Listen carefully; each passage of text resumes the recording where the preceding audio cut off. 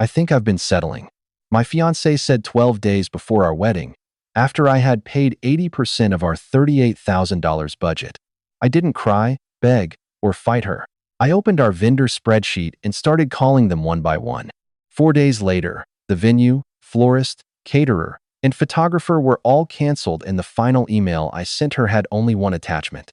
I'm Marcus, 31, structural engineer. Sarah is 29, works in marketing.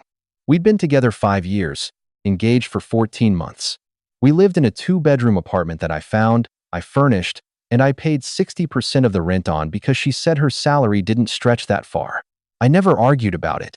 The wedding was mostly my project. I found the venue. I compared caterers. I built the spreadsheet that tracked every deposit, every contract, every deadline. Out of about $38,000 in our wedding fund, I'd put in just over $30,000. Sarah contributed the rest.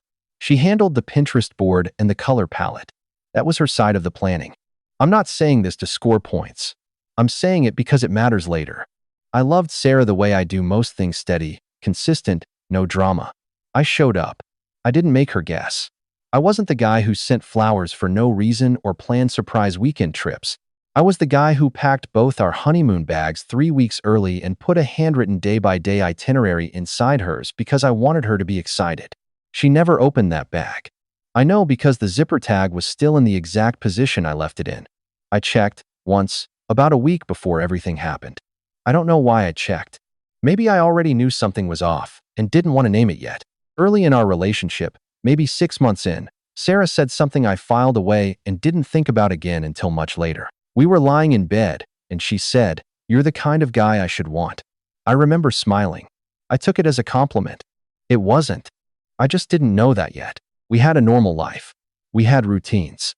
Saturday morning farmers market, Sunday night meal prep, a shared calendar on our phones. I thought we were building something. I thought the wedding was the next step in a plan we both believed in. Turns out, I was the only one building. She was just standing in the house. It was a Tuesday, 12 days before the wedding. Sarah came home from work distracted. Not upset, just somewhere else. I was making dinner. She sat at the kitchen table, didn't take her jacket off, and said, "I need to tell you something, and I need you to not react." That sentence alone should have been enough. She told me Jake, her college ex, the one she dated for 2 years before me, was back in town. He'd reached out to her. They'd talked. She said she felt something. Then she looked at me, and this is the exact sentence, word for word, because I will never forget it. "I think I've been settling, Marcus." I think I always knew. I didn't move. I didn't raise my voice. I just sat there and let the sentence land. Settling. 5 years. $30,000. 2 honeymoon bags packed in the closet. Settling. She waited. I think she expected me to cry, or argue, or grab her hands and tell her she was wrong. She had this look on her face like she was waiting for the scene to start.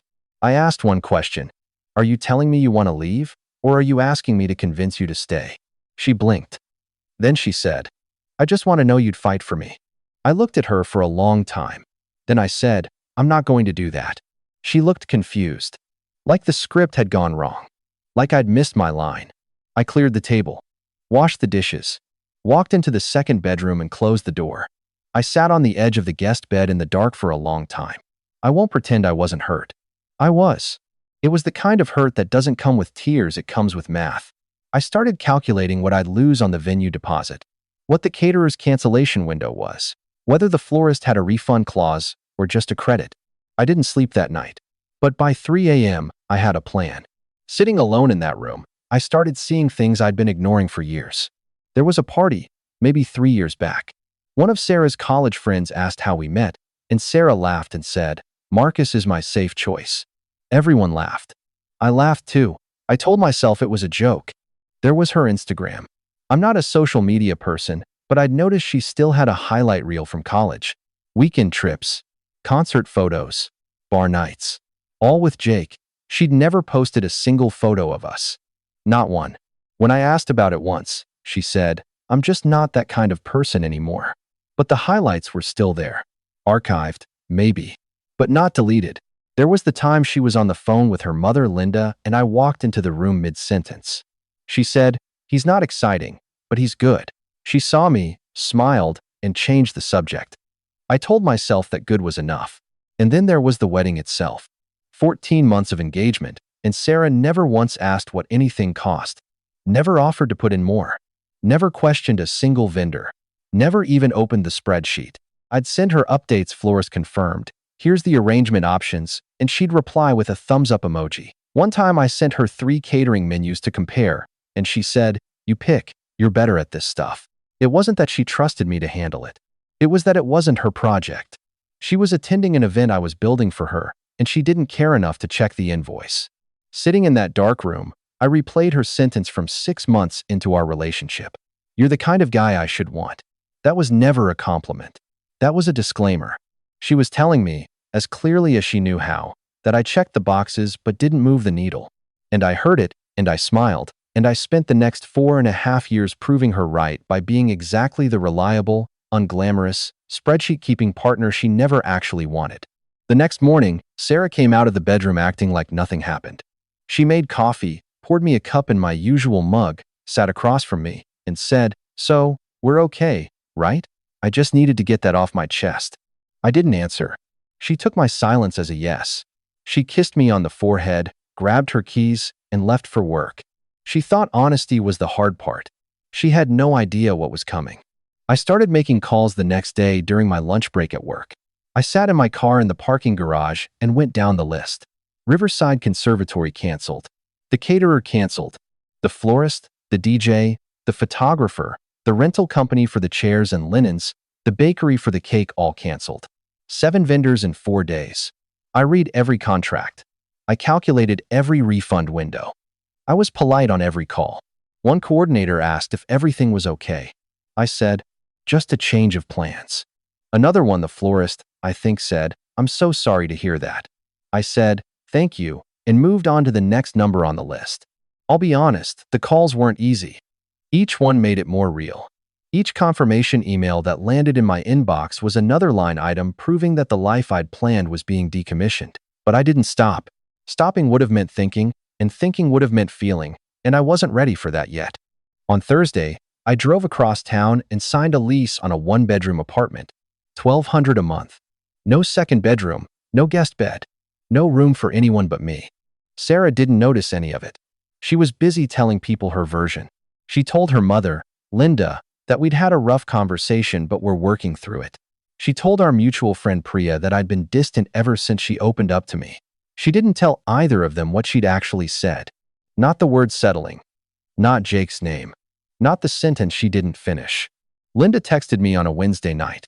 "I still have the message. Sarah told me you had a fight. Every couple has doubts before the wedding. Don't be dramatic. Marcus." Then Priya called. I let it go to voicemail. She said, "Hey, Sarah's really upset.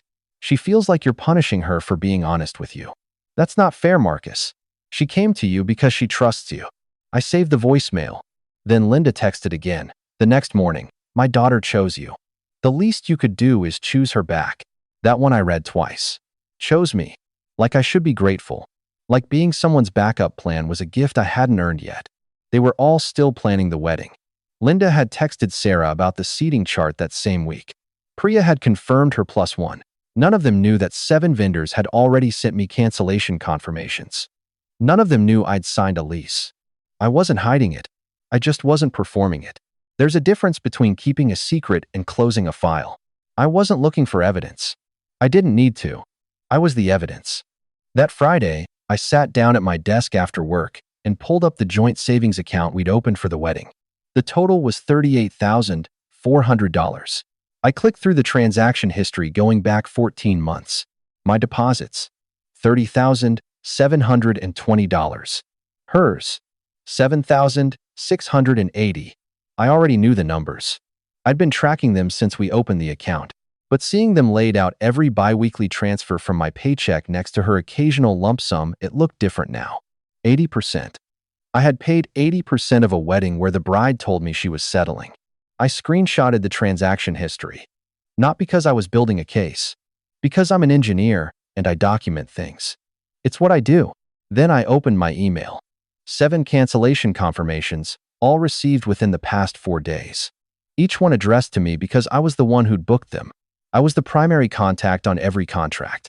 The Riverside Conservatory contract had my name as sole signatory and sole financial guarantor. Sarah had never signed a single vendor agreement. She'd never needed to. I handled everything.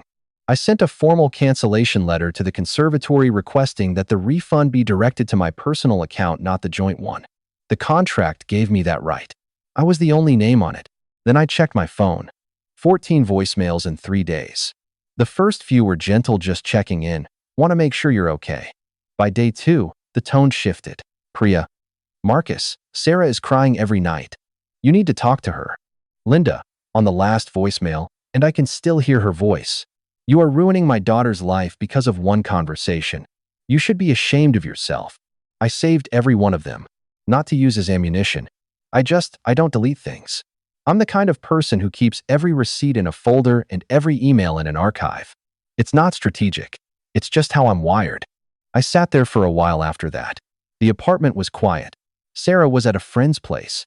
The wedding binder she'd made, the one with the fabric swatches, and the table layout was sitting on the kitchen counter next to a half-empty mug of tea. I didn't touch it. I looked at the bank statement one more time.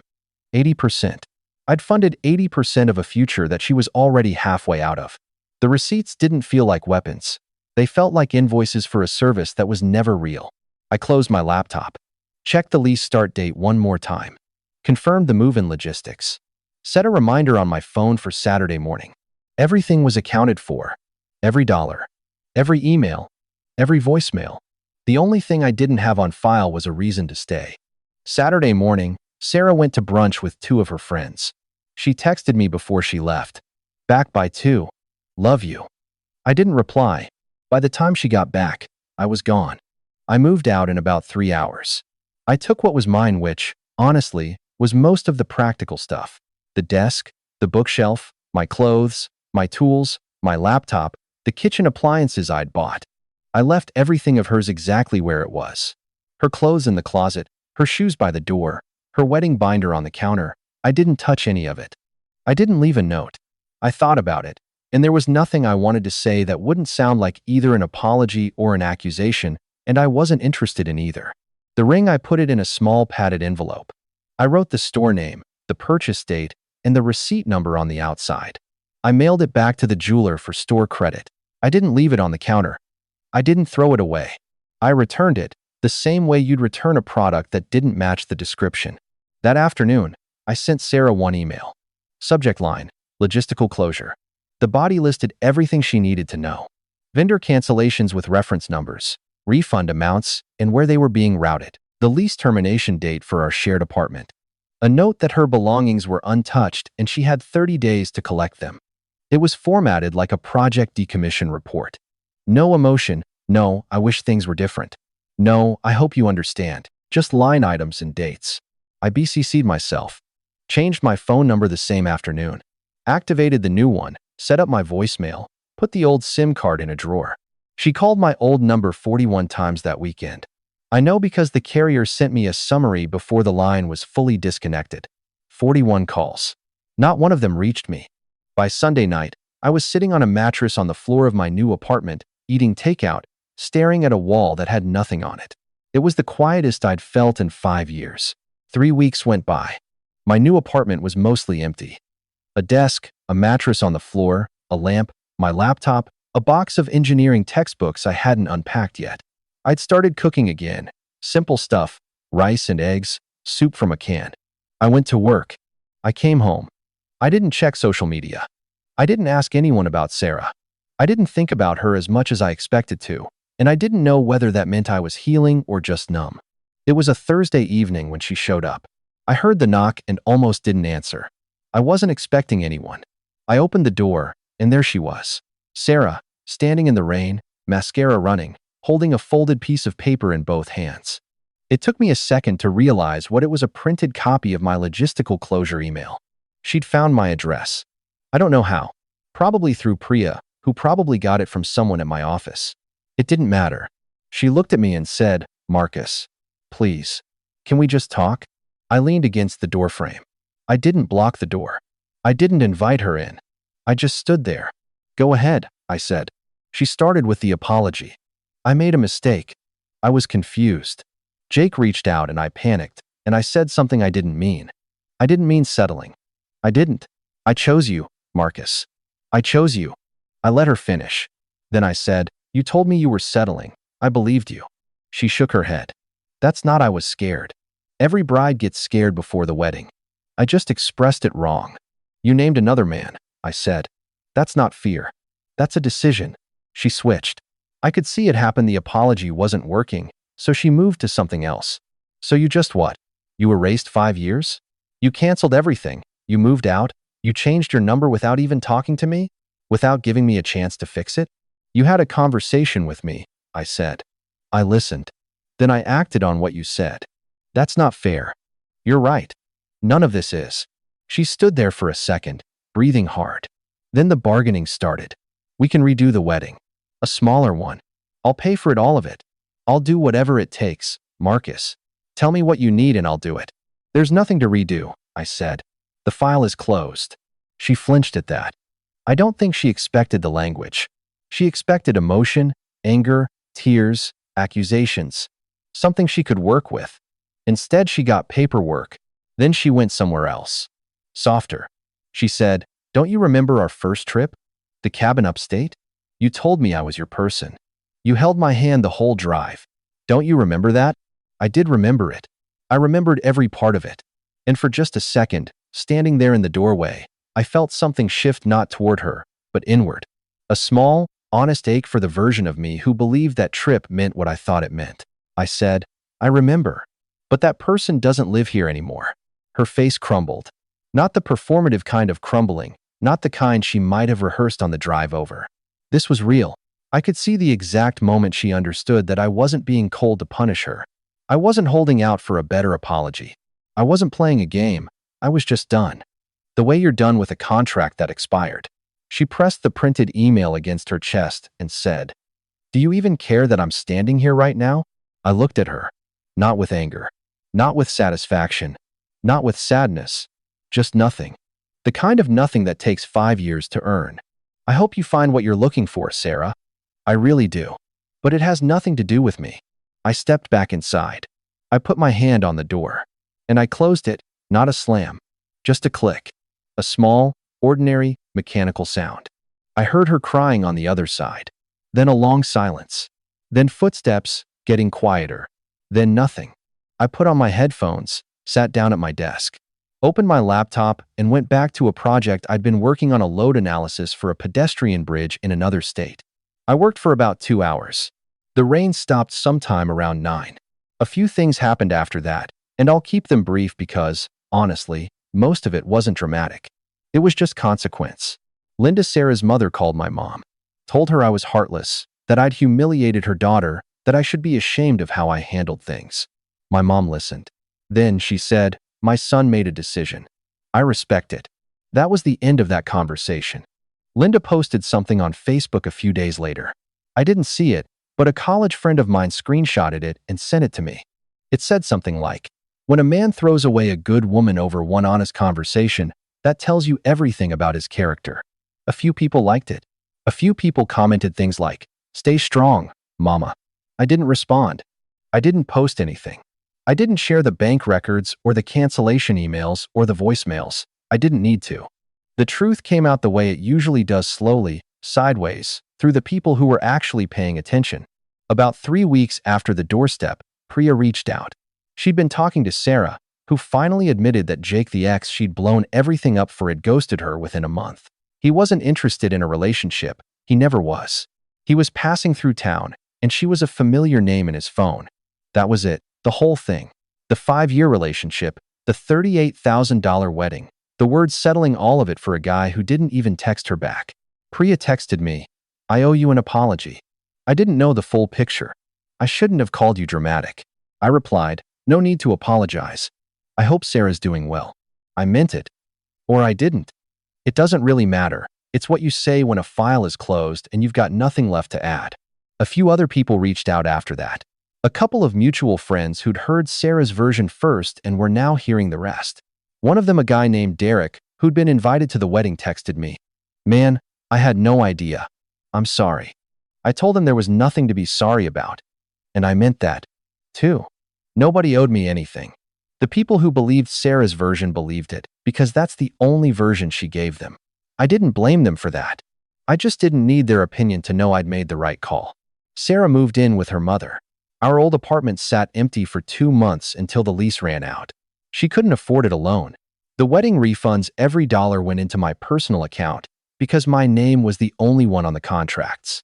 I didn't take anything that wasn't mine. I just took back what was.